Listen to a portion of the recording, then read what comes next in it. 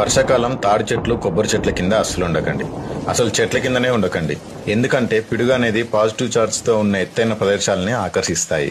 అది చెట్లు లేదా కరెంట్ పోల్, సెల్ టవర్స్ లేదా మనుషులపైన ఇంకా జంతువులపైన కూడా డైరెక్ట్ గా పడే అవకాశం ఉంటుంది. ఉరుములు మెరుపులతో కూడిన వర్షం పడేటప్పుడు బయటికి వెళ్ళకండి. ఒకవేళ బయట ఉంటే దగ్గరలో ఉన్న ఇంట్లోకి వెళ్ళిపోండి.